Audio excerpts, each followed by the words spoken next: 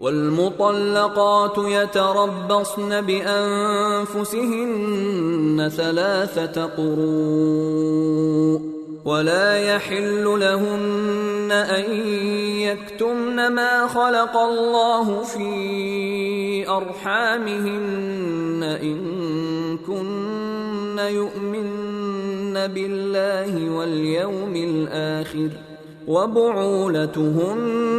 अहक्कु बिरद्दिहिन्न फ़ी ज़ालिक इन अरादू इस्लाहा वलहुन्न मिस्लुल्लज़ी अलैहिन्न बिलमअरूफ़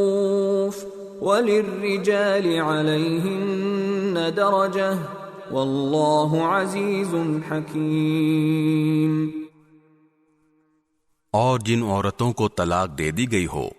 वो 3 मर्तबा हैज आने तक अपने आप को इंतजार में रखें,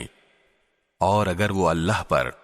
और आखिरत के दिन पर ईमान रखती हों तो उनके लिए हलाल नहीं है कि अल्लाह ने उनके रहम में जो कुछ यानी हमल या हैज पैदा किया है उसे छुपाएं, और उस मुद्दत में अगर उनके शौहर हालात बेहतर बनाना चाहें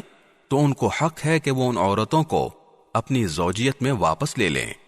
और उन औरतों को मारूफ तरीके के मुताबिक